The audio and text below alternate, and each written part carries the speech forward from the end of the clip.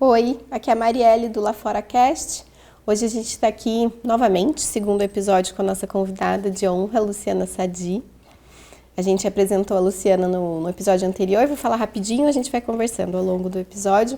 A Lu é psicóloga de formação, psicanalista, foi minha professora e da Van na instituição de formação de psicanálise que a gente fez, e a gente falou no primeiro, vamos falar de novo, que ela é uma das nossas inspirações para o Lá Fora.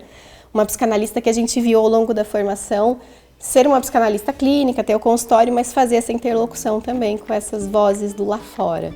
Então eu tô aqui com a Lu. Oi. Com a Vanessa. Oi, gente. E agora o episódio de hoje vai se chamar As Abandonadoras, que é inspirado nesse livro, que só a Van leu, eu e a Lu a gente não leu, então a gente tá aqui igual vocês, vamos só acompanhando e ouvindo, mas que tem muito a ver com a experiência feminina, de maternidade, e aí foi uma ideia também da gente aproveitar um pouco o ponto de vista em que cada uma de nós estamos na vida. Eu, a Vanessa e a Luciana, a gente está em situações diferentes, cada uma, de maternidade, de relacionamento, e aí a gente vai falar a partir desse lugar.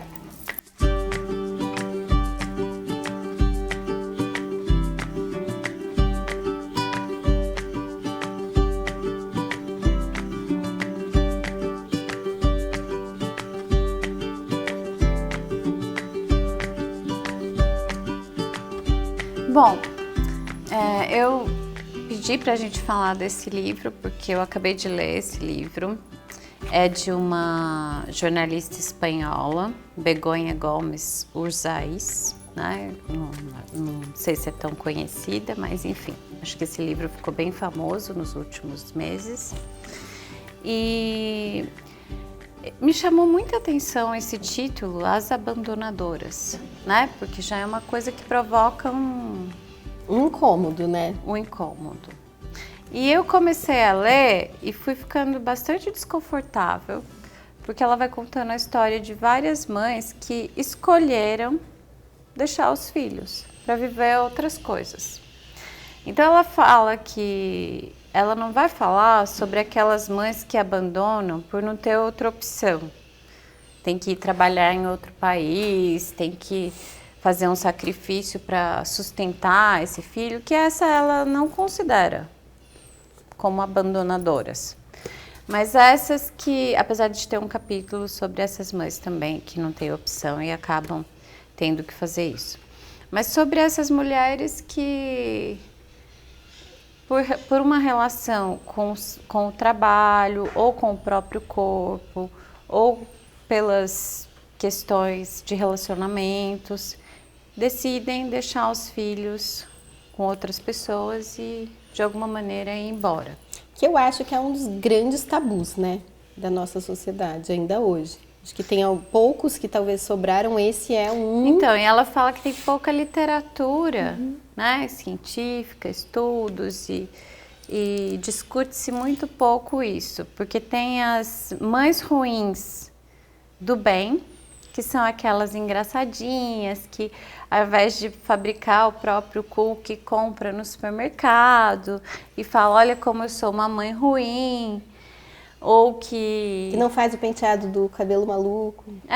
Que faz alguma coisinha assim, e aí todas se identificam e acham engraçado. E tem essas mães ruins do mal, que por algum motivo vão embora.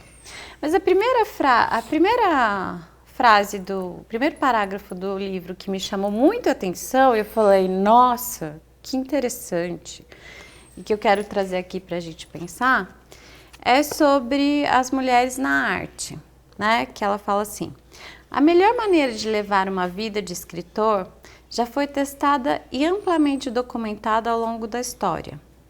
Casar-se com uma mulher de escritor. Nada libera tanto tempo e o espaço mental necessários para dedicar-se a encher páginas, quanto conviver com alguém que se encarrega de solucionar tudo o que é mundano, inclusive o pequeno detalhe de trazer para casa o dinheiro da comida, como fez Mercedes Barcha quando Gabriel Garcia Marques largou o jornalismo para concentrar-se nos romances. Enfim, aí esse tom sarcástico que ela vai usar o livro inteiro, achei genial, né? nada libera mais uma pessoa para brilhar, para ser incrível, para ter uma carreira profissional maravilhosa, do que ter uma mulher que faça isso. Sim. E quando a Van me mandou isso, ela, mulher de escritor, né? E eu escrevi para ela, mulher de político, mulher de professor, mulher de qualquer coisa. Mulher de médico. Mulher de médico, porque em alguma maneira, eu acho que já caminhamos, mas em certa maneira grandiosa, do que eu ainda vejo, as mulheres ainda se encarregam da organização da vida, né? Da rotina mundana. De liberar esse espaço. De liberar esse espaço para que o outro, geralmente o homem, tenha o espaço de se dedicar, né, a outros propósitos, e quando... que não a lição de casa, o mercado, a comida. Exatamente. E quando você tem filhos pequenos e você faz isso, de ter uma vida profissional, uma vida intelectual, enfim, você vira em algum nível abandonadora. É verdade. Acho que primeiro tem aquele velho ditado, por trás de um grande homem sempre há uma grande mulher, e as mulheres se contentavam também em ficar por detrás, até porque era muito difícil ocupar um espaço público, era muito mais complicado. Hoje não, mas hoje a mulher que trabalha e que sustenta a sua família, ela também é considerada uma abandonadora, uma meio abandonadora, porque o certo era ela estar cuidando das crianças em casa. Uma visão bem conservadora, porque é possível você cuidar dos seus filhos junto com seu marido, não precisa ser só você, né, a cuidar. Mas ela fala, essa escritora, que no meio que ela vive, tem milhares de configurações, dezenas de configurações, tipo casais não normativos, né? Uma amiga que faz fertilização artificial com o esperma de um amigo gay e vão ter um filho. Coisas... Outros arranjos. Não do heteronormativo. Mas que ela vê essa mentalidade de o que tem que ser uma mãe... Reproduzida como se fosse nos séculos ainda lá na Ana Karenina, que é moralista nesse sentido. E que, por mais que as configurações se rearranjem, o que se espera de uma boa mãe, entre aspas, não evolui muito. Tem até essa brincadeira, né, que começou a correr assim nas redes sociais, das mulheres falando, eu queria ser pai. Que é um outro lugar, né, um lugar em que não recai sobre o pai, no geral, todas essas obrigações. Não é nenhum tabu um pai que vai embora viver outra coisa. Imagina, ninguém cobra. Vou contar uma história da minha vida pessoal. Bom, eu fiquei viúva aos 39 anos, tinha 3 filhos, eles eram pequenos, me casei pela segunda vez e fui num jantar com um monte de pessoas desconhecidas, amigas desse meu segundo marido. E aí sentou um cara do meu lado e ele falou, todo orgulhoso, que ele tinha criado sozinho os 4 filhos dele, porque a mulher dele tinha ido embora. E todo mundo falou para ele, nossa, que maravilha, que pai, que homem. Eu lá estava com 3 filhos pequenos, sem marido, né? Era mais do que minha obrigação. Eu tinha... Normal. Ele que era maravilhoso. E além dessas questões, então você tem que criar os filhos como ditam as regras dos séculos, né, a tradição. Ainda tem uma cobrança em relação ao corpo, né? A escritora cita uma situação que ela tinha parido fazia 3 meses, ela vai a uma festa e um ex-colega, uma pessoa que nem era tão íntimo dela, bebe um pouco a mais e fala, nossa, que legal, pelo menos você não ficou com o corpo de mãe. Então, tem toda essa questão, né, de que você tem que dar conta de tudo, você tem que ter sucesso profissional e você não pode ter um corpo de mãe, seja lá o que isso quer dizer exatamente, né? Cara de mãe, a gente estava falando sobre isso, né? Eu já ouvi muito isso, homens falando assim, ficou com cara de mãe. Não sei exatamente o que significa, mas o que eu escuto é uma visão masculina de que aquela mulher, de alguma forma, Não é desejável sexualmente. Não é. Ela foi para esse lugar, ao mesmo tempo que esse lugar é completamente exigido. Isso que é louco, né? A gente está falando da exigência desse lugar e da violência que se coloca sobre esse lugar também. Ficar nesse lugar é visto como degradante. Fiquei muito pensando no que aconteceu agora, semana passada, a situação com a Cíntia Chagas. Vocês viram? Cíntia Chagas é uma influenciadora, ela era uma pessoa grande nas redes sociais, acho que ela é linguista, tem uma formação em alguma coisa de letras, e ela dava aulas de português, e ela começou a fazer um perfil no Instagram, nas redes sociais, bem conservador. Então, ela falava do português correto, começou a partir daí, para ela começar, ela falava sobre a posição dela de que a mulher tinha que ser submissa ao homem, etc. Ela tinha uma visão bastante conservadora desse lugar feminino. Ela sofreu um monte de violências do marido, pediu uma proteção da lei Maria da Penha, e aí ela começou a ser atacada por quem a seguia, dizendo que ela não era uma boa católica, porque ela tinha se separado de um casamento recente, que ela tinha que sustentar aquilo. Olha o nível da violência. Assim, eu discordo de todas as posições dela. Inclusive, eu acho que é um bom aprendizado. Quem sabe as pessoas possam aprender que esse discurso, né, que valoriza esse lugar inferior da mulher, ele é um discurso que apoia a violência. Eu acho que ela não entendia isso até sofrer, não sei. Mas aí vem uma violência das próprias pares, né, católicos, conservadores, falando que ela não tem o direito de se separar.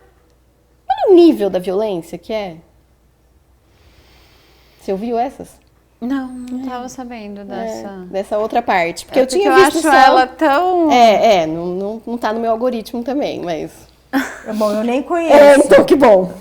Eu também não me preocupo tanto em falar o português correto, nem de viver da forma correta. Ela fala, inclusive, que as mulheres não devem beber, não devem ficar bêbadas, tem toda essa ideia. Mas, enfim, isso não me interessa tanto. Mas é hipócrita também, não é? Nossa. É de uma hipocrisia para vender uma vida perfeita. Sim. Que algumas pessoas caem, acreditam. Não sei na clínica de vocês, mas eu atendo várias mulheres que se colocaram em situações de extremo abuso em nome da família e dos filhos, e que foi muito difícil conseguir sair. E depois que sai, a pessoa fala, meu Deus, como é que eu não fiz isso antes? Como é que eu não saí disso antes? Por que eu fiquei ali achando que não tinha saída, né? Porque ali era o lugar que era o meu lugar no mundo, né? Era. O meu lugar no mundo. Ser mãe e esposa e aguentar um monte de absurdo. E se você sair desse lugar... Em muitas situações você vai ter que abandonar os filhos nesse sentido de que você não vai ter como levar,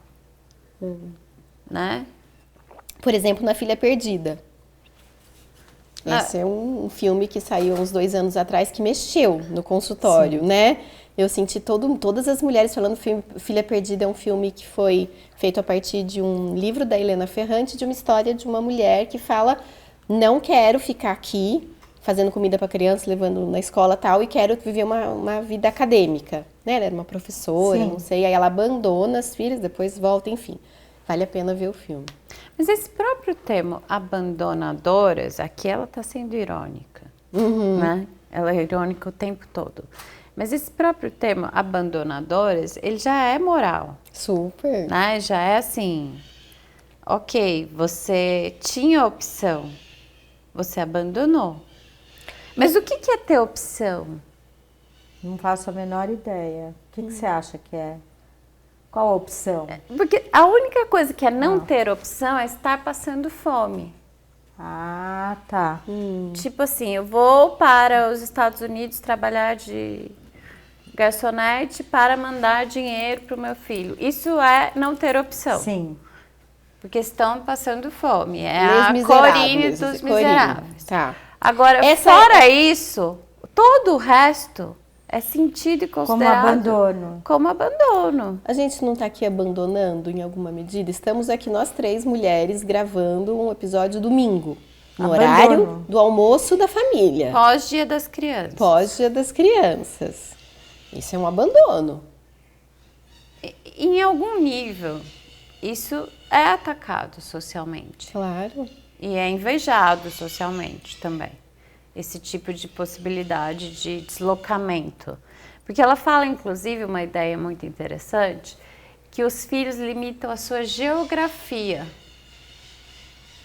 eu senti muito isso, Sim, porque eu morava em uma cidade muito pequena, que eu não queria mais tanto viver lá, mas eu pensava no meu filho, e se eu me mudar? Né? Você pensou muito antes de se mudar? Muito, né? Claro. Porque assim, eu vou deslocar geograficamente o meu filho e toda a estrutura, e o que eu tenho para oferecer para ele, e como vai ser isso. Então assim, ser mãe e não ser uma abandonadora, quer dizer que você tem que se submeter a absolutamente tudo, inclusive a uma geografia. Mas eu acho que os homens também, né? Porque homens, por exemplo, eu achei interessante a gente ter essa conversa, porque cada uma estamos aqui num momento, né? Eu tô recém-separada do meu ex-marido, pai dos meus filhos. Ele também tem uma limitação geográfica para poder ficar perto das crianças. Eu e ele. Pra gente se separar e querer ficar perto, a gente tem que ficar perto. Não dá pra falar, porque ele também seria um abandonador. Mas trazendo isso porque tem questões próprias da feminilidade, que eu acho que é isso que a gente tem que conversar aqui. Então, mas eu acho que um homem fazer isso é assim, ele teve uma grande oportunidade de trabalho na Europa e ok. Tá, isso é mais socialmente claro, aceito. É super aceito. Ela teve uma grande oportunidade de trabalho. Não é aceito. Ela não vai, não a é maioria aceito. não vai, e se vai todo mundo xingando ela de abandonadora. Vai. Cenas de um casamento que foi regravado, vocês assistiram? Assistiu os Sim, dois. sim. Né, a versão... Debatemos no MIS até. É verdade. A primeira versão era o homem, né, que ia embora. Do Bergman, né? Do Bergman. Na segunda versão, mais recente, não sei de que ano é, 2022, com Adam Drive.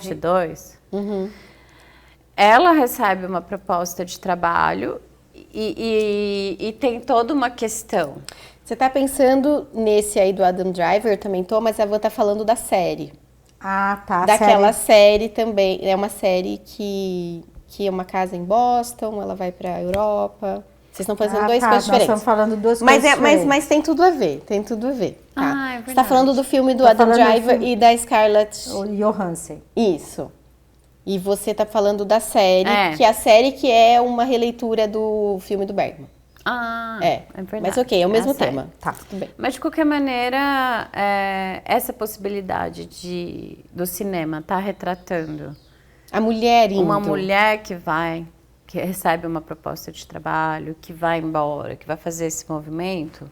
É novo, isso é novo. Uma outra possibilidade geográfica para uma mulher é novo. Né? Porque as mulheres não tinham essa propostas de trabalho, porque elas não trabalhavam. Então... Ou, não sei se vocês conhecem o ensaio da Virginia Woolf, Um Teto Todo Seu.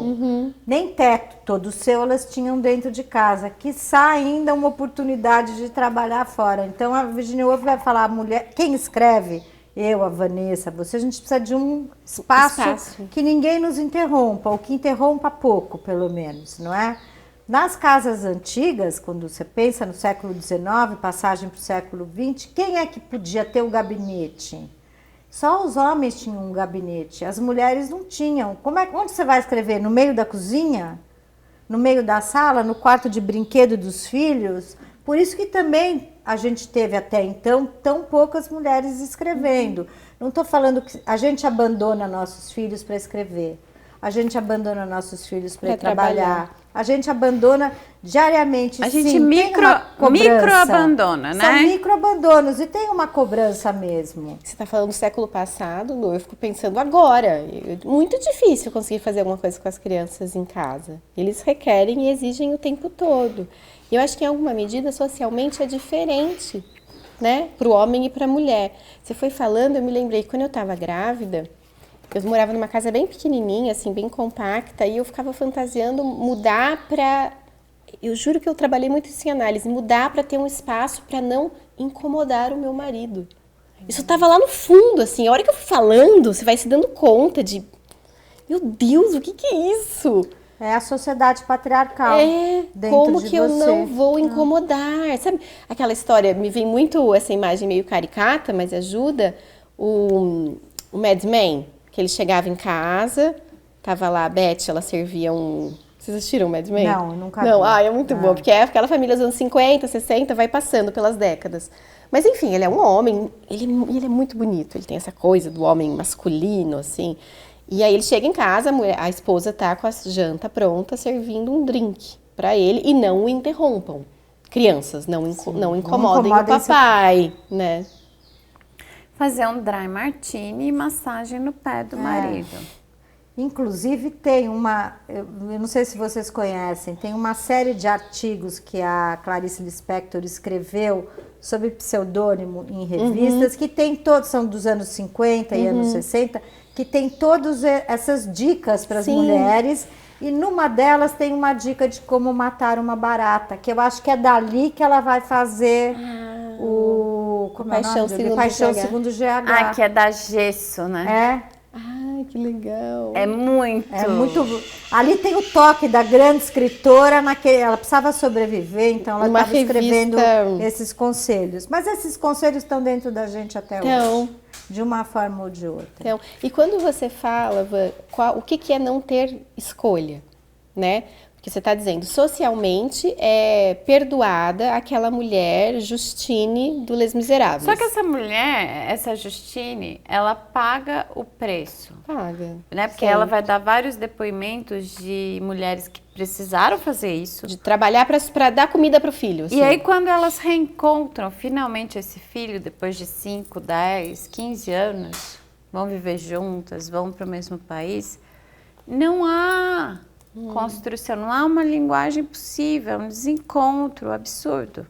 Mas, Vanessa, será que não é por quem trouxe a narrativa para os filhos enquanto estava aqui? Porque sua mãe foi viajar, sua mãe está trabalhando, sua mãe está nos ajudando. Você pode fazer uma mãe ausente muito presente. E boa. A partir daquele que... recebe, né, aquilo. E como essa narrativa é feita a respeito dos pais, não é? Sim. Dos pais homens. Eu ouço muito isso no consultório, pessoas falando, meu pai não estava, eu não me lembro do meu pai em nenhum momento. Mas ele estava trabalhando. E ele estava fazendo por nós. Estava me sustentando. Isso sempre estava fazendo é uma narrativa por todos positiva. nós. Minha mãe... Quando a mãe abandona, entre aspas, assim, é porque ela foi no cabeleireiro, é por uma vaidade, ou uma por futilidade, ou por um impulso sexual irrefreável, que isso também existe, né? E um filme que a gente sempre cita o tempo todo é As Horas. Né? As Horas mostra bem isso, aquela personagem que está tentando ser mãe, que não vai dando conta. Que tá muito deprimida, né? Tá muito deprimida.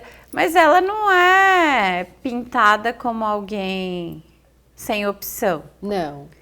Né? E socialmente, olhando de fora, ela não seria vista como alguém não tendo opção. Pra mim, ela era uma pessoa totalmente sem opção. Então, claro. E ela diz isso, porque quando ela volta, ela não aguenta mais ela aquela fala, vida. Se eu ficasse aqui, eu ia morrer. Não é? Eu fiquei muito pensando isso. Mas essa é a abandonadora, que não tem opção dentro dela. Diante mas que do socialmente desejo dela. Tem. Né? Ou seja, não tem muita saída isso, é uma coisa extremamente complexa. Uma mulher que deixa os filhos de alguma maneira está sempre doente? Perguntaram isso pra gente no congresso que a gente foi.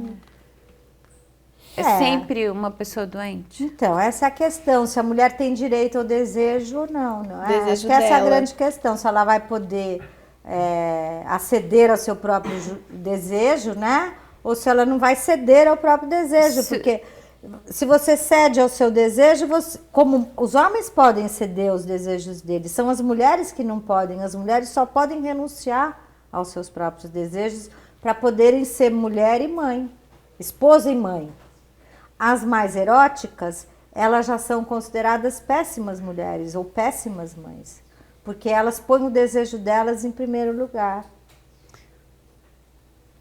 E aí, voltando um pouquinho para o livro, tem um momento que ela fala o quanto a psicanálise no século XX contribuiu para culpabilizar as mães. Com essa ideia de que é tudo culpa da mãe. E ela vai citando exemplos. Ela está certíssima.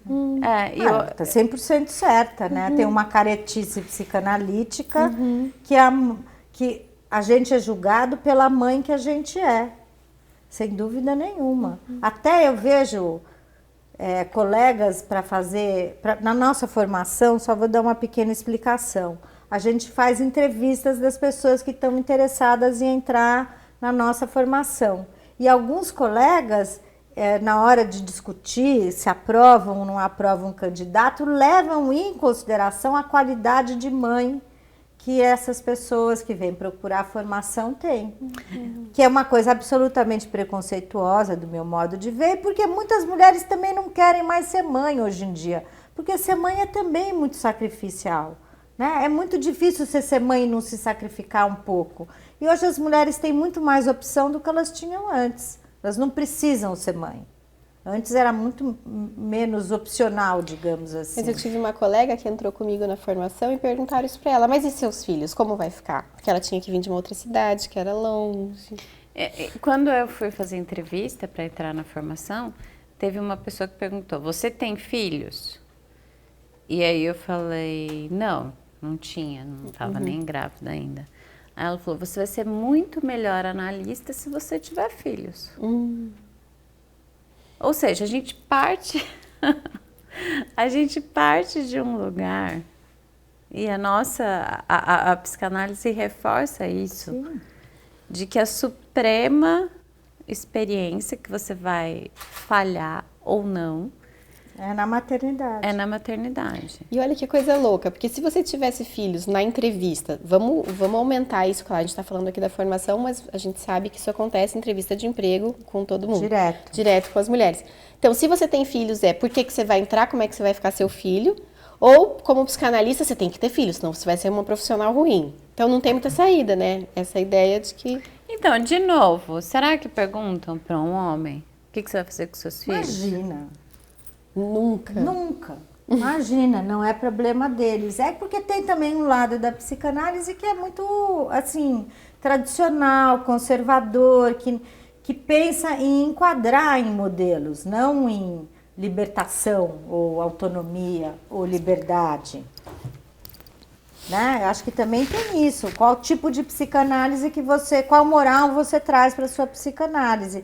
Se é de ajudar o paciente a encontrar a sua autonomia, a sua voz, seu lugar, ou suas vozes, seus lugares, suas múltiplas personalidades, ou se é para fazer um sujeito funcionar de uma forma adequada e esperada, né?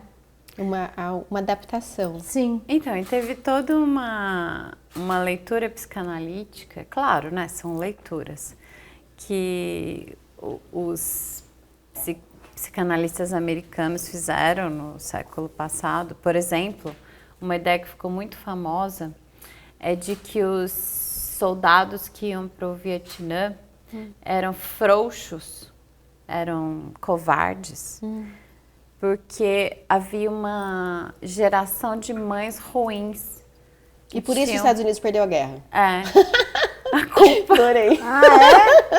Eles eram frouxos e porque as mães não foram boas. Até nisso a culpa da mãe. Exatamente. As mães foram culpadas pelo fracasso. Pela derrota pelo bélica. Mas é tão interessante. Eu vou ver se eu acho esse trecho. Mas faz muito sentido, porque toda ideologia vai passar pelo reprodutor da ideologia. E quem é o grande reprodutor da ideologia vigente? É a mãe, porque se é ela que tem mais tempo de cuidado com o filho, a cultura vai passando por ela, né? E no nazismo era igualzinho, Vanessa. Eram as mulheres nazistas que reproduziam a cultura nazista e elas tinham que ter muitos filhos para o Reich poder colonizar todo o resto da Europa Oriental. E era através delas, elas tinham que ser mulheres exemplares, mais que conservadoras, extremamente reacionárias. E o nazismo se reproduzia assim. Então faz todo sentido culpar. Olha, o fato é o seguinte, desde o cristianismo, mulher é culpada de tudo. Não importa se ela fez ou não fez, espera-se dela tudo, certo? E ela é culpada de tudo. E se ela não sofrer muito, ela não é boa mãe. Isso a gente ouve nos nossos consultórios, né? A questão do sacrifício como forma de amar. Se você se sacrifica, você ama. Se você não se sacrifica, você não é capaz de amar. E eu acho que isso ainda está no inconsciente de muitos colegas que não conseguiram perceber o tipo de mentira embutida, que sacrifício não é amor, sacrifício é pensamento mágico. Sacrifício é pensamento mágico, não tem nada a ver com amor. Eu vou oferecer alguma coisa e receber outra E vou em receber troca. uma muito melhor, Muito ainda melhor. a pessoa ainda é gananciosa no sacrifício. Então, e aí tinha essa mãe esquizofrenizante, que é a mãe E- excessiva ou a mãe geladeira. A mãe que cria os autistas. Que é a mãe frigorífico, a mãe geladeira. Gente, isso é um nível de violência que é inacreditável. E de uma ignorância também, eu acho, junto de não entender que o autismo é uma coisa multifacetada, com múltiplas determinações, né? Mas acho que tem toda a razão. A psicanálise se atrapalhou muito, pondo culpa. Tudo é culpa da mãe. E eu acho que, assim, tem psicanalistas que não gostam disso, mas né, Freud era um homem do tempo dele, genial, e também com a reprodução das suas... Gente, a Marta, seus ela preconceitos. deixava pronto a refeição dele, a mulher do Freud. Ela deixava pronto, ele sentava, comia, já estava ali, ó, a porçãozinha. Aí ele ia escrever. Freud só foi Freud porque ele teve uma Marta. Claro, Que inclusive parou de ter relações sexuais aos 41 anos, aos Freud. 41 anos, porque ela não aguentava mais ter filhos. Parou.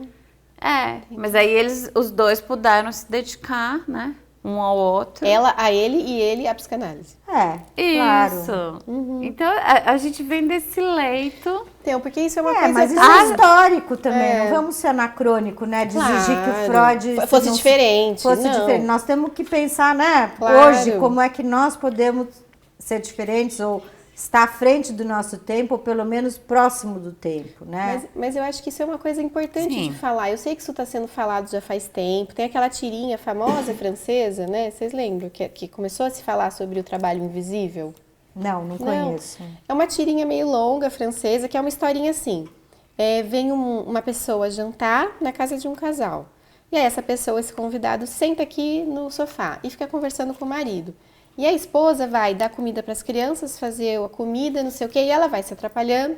E aí ela derrama tudo, sei lá, e o marido fala, o que você está fazendo? Ela fala, o que eu estou fazendo? Eu estou fazendo tudo. É isso que eu estou fazendo, eu estou fazendo tudo. E aí é uma tirinha que vai indo, assim, por todas as coisas que... Então, por exemplo, ela vai arrumar essa mesa. Ela vai arrumar essa mesa, ela acha uma lição da criança. Ela vai arrumar a mochila. Ela vai arrumar a mochila, ela lembra que tem que comprar não sei o quê. E esse é o trabalho invisível. É uma tirinha que ajuda a entender essa ideia, que está sendo já falada faz vários anos, mas enfim, não é demais repetir, de que esse é o trabalho que muitas vezes o homem não fica incumbido na rotina familiar e doméstica. E isso libera espaço para trabalhar. A gente é finito. Tanto de Claro. agenda quanto de capacidade mental, a gente não é infinito, não dá para fazer tudo, né? Isso fica bem claro quando se coloca no tempo. Quando você falou da limitação geográfica da mulher, eu fico muito pensando, eu tenho filhos pequenos agora, com 6 anos, então a limitação temporal. Não é possível dentro de uma semana você conseguir fazer mais do que é possível. Se você se incumbe bastante ou em maior parte das tarefas de cuidado da rotina, vai sobrar menos tempo para você se dedicar a outros projetos. Ponto. Isso é uma questão só matemática, né? E o quanto, pelo menos historicamente, os homens ficam mais livres nesse sentido. Assim, eu tô escrevendo um romance que tem uma mãe que abandona os filhos. Né? Ela abandona os filhos. Por que ela faz isso? Porque ela se apaixona por outro homem. E porque ela casou por dinheiro com o homem. Ela era muito pobre. Então ela você casou, tem que ler esse livro. e ela casou por dinheiro, porque ela casou com um homem que ela não tinha o desejo, não tinha interesse. Tem 2 filhos com esse homem. E aí ela é muito jovem, ele é bem mais velho do que ela. E aí um dia ela se apaixona por outro homem e ela vai e os filhos enlouquecem. E os filhos enlouquecem em parte, eu acho, né, pelo menos nas minhas personagens, porque ninguém nunca conversou com eles sobre isso. Sobre a mãe que foi embora. Ninguém nunca valorizou a mãe que foi embora. E ela retorna, uma personagem que retorna várias vezes, quando precisa de dinheiro. Então aí ela agrada o marido que está cada vez mais doente, mais velho, fica mais próxima dos filhos, ela é muito encantadora, muito sedutora. E assim que ela arruma a vida dela, que ele dá um pouco de dinheiro, ela vai embora. E nessas idas e vindas os filhos vão ficando cada vez mais confusos. Mas ninguém nunca falou para esses filhos quem era a mãe deles. Nem ela. Muito menos ela, né? Ela seduzia e ia embora. E talvez se a gente pudesse ter uma narrativa consistente dessa dela. mulher que saiu, mas ela tem bons motivos, ela saiu, ela vai voltar. Qualquer coisa que valorizasse ela, não que eles se sentissem uns cocozinhos. Porque desprezados, né? Porque o pai também não aguenta eles. Então ele dá um filho para cada irmão cuidar, porque ele não aguenta cuidar sozinho.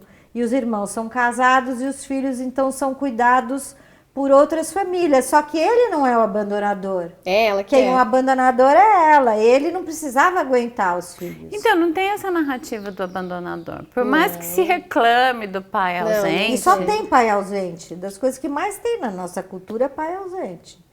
Mas não abandonador. Mas não abandonador. Porque ele é ausente, ele não é abandonador. Ela é É abandonadora. interessante, até as palavras, os significantes têm força diferente, né? Porque ausente tem uma coisa meio neutra, né? Eu acho. Não é ausente neutro, não é ausente tão só não tá. violento. Abandono é uma ação ativa, né? E aí eu ouvindo você, falando dessa sua personagem e isso do livro que a Van tá trazendo, eu fico pensando que tem uma questão nuclear nisso, é que as mulheres não têm autorização para terem os seus desejos legitimados. Os desejos femininos, eles não são legítimos, a não ser dentro... A maternidade. A maternidade. Mas ela vai fazer muita e o pesquisa casamento. nesse livro, que eu acho muito interessante, uma ideia também, que ela vai trazer o seguinte. Às vezes a mulher casa ou tem filho para acontecer alguma coisa na vida dela. Nossa, é um acontecimento. Você ter um filho, você vai lá, enfim. Você é a hora da estrela para muitas mulheres, né? Certo, E é um lugar claro. socialmente É um lugar. E importante. um homem te quis. Olha esse valor de você ser querida por alguém a ponto de alguém querer casar com você. Então, assim, por pior que seja... Aí ela vai dar exemplo de uma escritora que casou com o tio dela. Eles tiveram que pedir até uma bula papal autorizando, porque era um tio mesmo, irmão da mãe. Bem mais velho. Ela casa com o tio e 9 meses e 15 dias depois do casamento nasce um filho. E ela odeia o cara. Ele é péssimo. E chega um momento que ela larga o filho e larga o marido e vai embora. Vai tentar viver outra vida. E é uma vida, assim, super difícil. E ela vai contando de várias mulheres que fizeram isso. E o quanto essas mulheres são perseguidas e culpadas e passam a vida tentando consertar de alguma maneira isso. Inclusive, ela fala da Maria Montessori. Eu não sei que história Maria dela. Montessori. Do método Montessori, ela que criou o método. Mas o que é a história dela? Não sei. Ela teve um filho solteira com um companheiro de pesquisa, um pesquisador da universidade com ela. E ela tem que mandar. A mãe dela não deixa ela criar o filho, fala, não, isso vai estragar a sua carreira, você está fazendo sucesso, você é brilhante. Manda esse filho embora, manda para um internato, em algum lugar.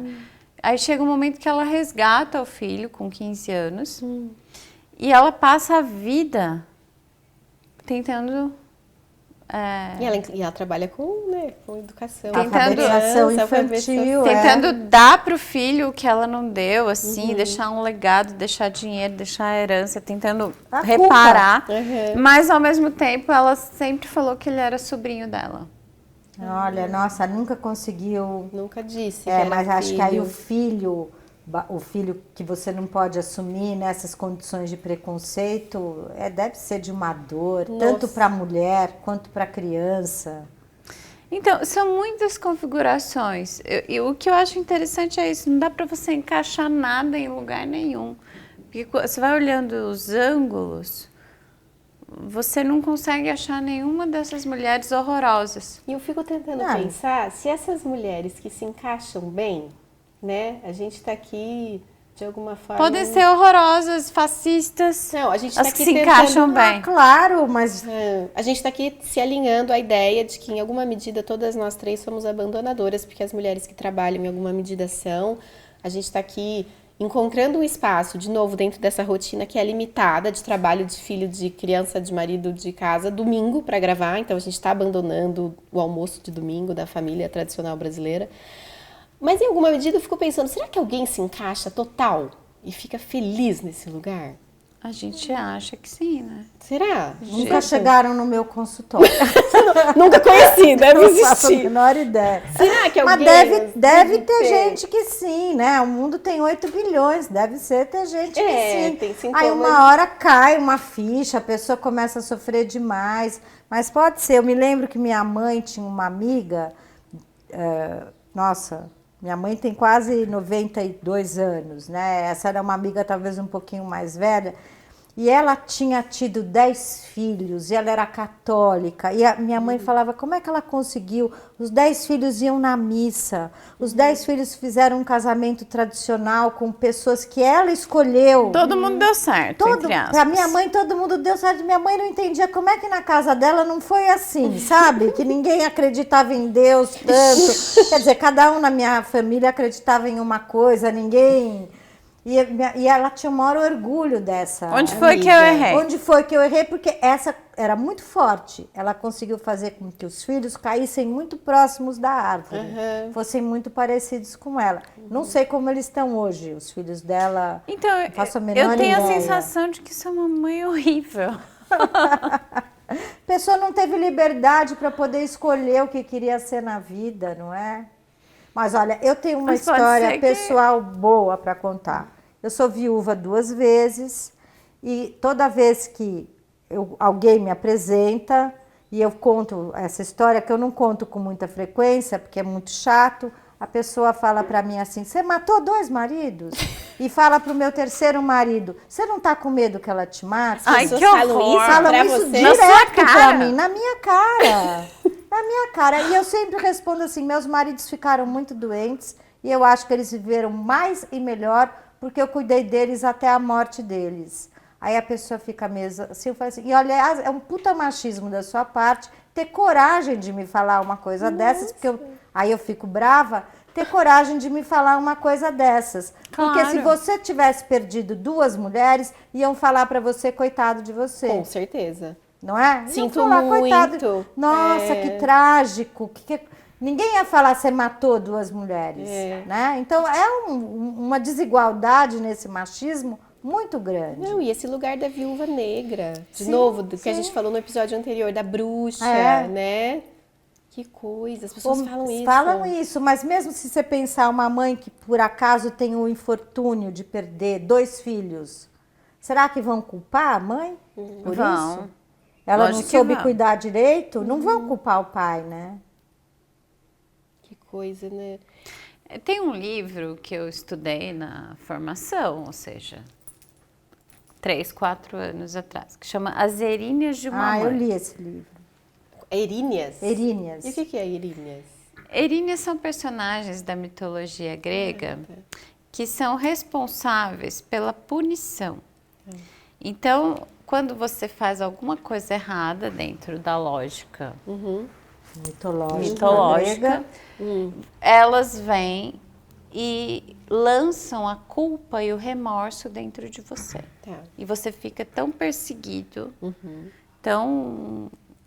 Por aqui. que, enfim, você cava a sua própria... Você sofre até se enlouquecer. Elas Ah. te enlouquecem de dor e culpa. É. Tá na trilogia de Orestes, as Eríneas aparecem, porque depois que Orestes mata a mãe, ele é perseguido pelas Eríneas. Elas ficam atrás de você. E o Sartre representou por moscas, né? Imagina moscas Sei, em ficam cima de ali. você. Da culpa. E aí esse livro, ele fala que uma mãe, toda mãe, lança as eríneas. Então você vai estar sempre perseguido por essa culpa que foi inculcada em você pela figura materna em algum nível, em algum lugar. E a Lu falando das mulheres nazistas, e eu pensei também das mulheres judias, que também são as responsáveis por transmissão da cultura, pensando que isso vem, as mães são as grandes representantes, talvez, da cultura também. Essas mosquinhas que vêm, mas que vêm representando todo um arsenal cultural grande, né? Eu fiquei pensando muito isso quando eu assisti Zona de Interesse, que é um filme que a Lu fez um trabalho, né? Inclusive, muito interessante. Mas assim, quando eu assisti Zona de Interesse, eu fiquei pensando muito isso. Que mãe é essa, né? Petrificada pela aquela situação. E ela era uma boa mãe dentro daquele modelo. Sim. Que tá tentando criar um mundo bonito, um jardim, as flores. E vivendo aquilo, daquele jeito. E se aproveitando. Se aproveitando. Jeito, né? Se aproveitando. Pegando as joias, os casacos, né? Sabe que eu acho que é assim, pessoas que aceitam o mundo como ele é e tentam se encaixar o máximo possível nas regras desse mundo, que obviamente elas não estão escritas, a gente não entende bem quais são as regras, e tem pessoas que não aceitam bem as regras desse mundo, embora não estejam escritas, e tentam fazer um pouco diferente. Aquela mãe do Zona de Interesse, ela é o ideal nazista de maternidade e ela quer se dar bem na vida, custe o que custar. Ela vai fazer a casa dela às custas de todos os habitantes e mortos do campo de concentração de Auschwitz, sem a menor compaixão pelo outro, porque o que interessa é ela e os filhos dela. Então, e ela não é uma abandonadora. Ela não, imagina. Ela é o ideal de mãe. Que coisa, né? Eu acho que esse é o paradoxo, né, Vanessa, que a gente está tentando trabalhar e que é muito complexo, porque é paradoxal. Eu reproduzo uma ideologia e o que tem de ruim e de bom na ideologia que eu reproduzo sem perceber. Não acho que a maioria das pessoas percebe que está reproduzindo. E isso que você falou, Lu, é uma coisa que eu vejo muito assim, pessoalmente, nas relações próximas. Você falou da zona de interesse, essa mãe que vai... teoricamente, ela tem um bom ideal. O ideal é proteger a família dela. E para isso, ela vai fazer o que for, qualquer coisa. Aí entra um pouco da ideia da banalidade do mal, assim, né? Sim. Mas se a gente for pensar, em alguma medida, eu acho Mas que também... ela não tá fazendo nada. Não, ela não tá fazendo nada. De mal. Né? Dentro da perspectiva dela, não tem mal nenhum. Judeu não é gente. É rato, é para matar mesmo, tanto faz. E ela pouco quer se dar conta. Né? Agora os nazistas sabiam que eles estavam cometendo crimes. Todos eles sabiam, tanto é que tudo isso tinha que ser muito escondido. Então também tem essa ambiguidade. Eu não estou fazendo nada demais, mas eu não coloquei não avisei o mundo que eu estava fazendo isso, porque o mundo ia olhar isso como um crime, né? Não, mas eu estava pensando num outro lugar. Ninguém tá vendo, mas se ninguém então tá não vendo, crime. é zona de interesse, 40 quilômetros ao redor dos campos de concentração estavam evacuados, ninguém ia ver o que estava acontecendo. Então, e de certa forma, aí teve uma teoria que os autistas eram autistas porque eles viviam em mini campos de concentração. E a culpa era das mães. Porque eram mães frias. E elas fechavam eles em volta de si. Não, mas eu estava pensando num outro sentido. Eu estava pensando num outro sentido, assim, eu vejo muitas pessoas se tornando mães, eu tenho filhos pequenos, então eu tenho várias famílias perto de mim com filhos pequenos, que as pessoas elas se voltam para a proteção do próprio filho e da própria família em detrimento do resto. Sabe assim, uma coisa... As pessoas se tornam conservadoras e amedrontadas, o que eu entendo também em algum sentido, principalmente no nosso país, assim, de proteção, e aí meio que foda-se. Por isso que é um paradoxo. Não tem solução. Mas tem que levar em consideração o vínculo super forte que a gente constrói com os nossos filhos. E que a gente realmente quer criar uma zona de interesse nesse amor, que é um amor tão excessivo, que é tão apaixonado, não estou dizendo nem de todas as mães, nem de todas as mães com todos os filhos, mas eu acho que cria isso, e aí vem uma espécie de loucura ancestral de querer proteger ao máximo, de querer dar tudo de bom, de achar que todo mundo é inimigo. Isso, e de excluir o mundo. Excluir o mundo para manter a pureza. Isso, Ou para manter o amor, ou para aquilo não se desmanchar. e a passagem do tempo desmancha tudo, né? Então acho que tem um tipo de psicose, entre aspas, que é achar que você pode super proteger e que não vai acontecer nenhum mal e que essas crianças não vão morrer e que vai dar tudo certo. Mas a pessoa está apavorada, ela está o tempo todo tendo que lidar Com esse medo. com esse terror, né? E aí, se a gente for só, estamos no nosso horário, pensar, eu fiquei muito pensando agora nessa última fala, Lu, do que o Winnicott fala. O Winnicott é um psicanalista inglês, trabalhou muito com criança, ele fala da preocupação materna primária, desse momento em que você se volta, né, e que isso é importante para a comunicação com o bebê. Só que não tem que ser para sempre, né? E aí, mas é isso que aí que eu pensei, talvez Socorro que não seja para sempre. as abandonadoras, talvez, fazendo um pensamento agora, linkando com o que o Winnicott fala, as abandonadoras talvez então sejam todas as mães saudáveis que vão saindo desse lugar. Porque pro Winnicott é isso. Em algum momento você tem que ser abandonadora. Você tem que sair. Claro, Você não pode ficar para Winnicott sempre. pro Lacan, Senão você vai vira enlouquecer. psicose, você enlouquece o outro, né? Mas a castração é que é difícil, né? Porque eu acho que tem um momento tão narcísico daquela ligação com aquele bebê. Aquela fusão. E ele é tão importante para você, e você é tão importante para ele. Muitas pessoas não conseguem sair disso, né? Elas estão apaixonadas e tão loucas. Apaixonadas e loucas. Paixão e loucura são Sinônimo, duas faces igual da mesma moeda. E só assim, pra gente ir encerrando, um filme ícone da culpa é da mãe, sempre, é o Psicose. Né? Ela vai falar isso e eu falei, nossa, é verdade. É o filme ícone que transforma essa ideia. Mas no sentido de que a mãe enlouqueceu ele. Ué. E por isso ele se torna ele é ele e ele é a mãe, Ele é a né? mãe. Ele é a mãe. Qualquer mulher que chegar perto do filho dela, ela mata. Porque quem mata é a mãe. Quem mata é ele vestido de mãe. Porque qualquer mulher atraente pode tirar a fusão entre ela e o filho dela, né? Que no caso são a mesma pessoa. O cadáver lá da mãe, né? E nós três aqui somos mães só de meninos, né? Não vamos Não, eu tenho uma filha. Tem uma filha. Eu tenho 3, né? 2 meninos, 2 homens e uma mulher. Não matou ninguém também, Lu? Ainda não, eles deram muita sorte. Que eu não errei muito assim a ponto de... Mas não é fácil ter filhos e não é fácil criar os filhos sozinha, né? Assim, como eu criei os 3. E minha filha, ela é psicóloga agora. Ela resolveu seguir meu caminho. Essa semana meu filho perguntou assim, olha a pergunta dele, com 12 anos. Mamãe, qual é o primeiro gesto criativo de um bebê? Sério? Ai, que fofo. Você deixou o Winnicott aberto lá na mesa. Que fofo. E aí, o que você falou pra ele? Aí eu falei, eu tive um orgasmo primeiro. Orgasmo maternal. Tá me perguntando isso. Aí eu falei, mamá. Ai, que lindo. Aí ele, como assim? Aí eu expliquei pra ele que o bebê cria o seio e que se ele mamar assim, achando o máximo, que ele tá criando uma coisa maravilhosa, ele vai ter uma experiência de que ele é muito criativo. Aí ele falou assim, acho que eu mamei muito bem em você, né, mamãe? Eu falei, nossa, eu sou uma mãe foda. Só que não, né? Logo em seguida vem os BO pra falar menos, Vanessa. Menos. Bom, acho que é isso, né? Muito bom. Nos vemos então semana que vem.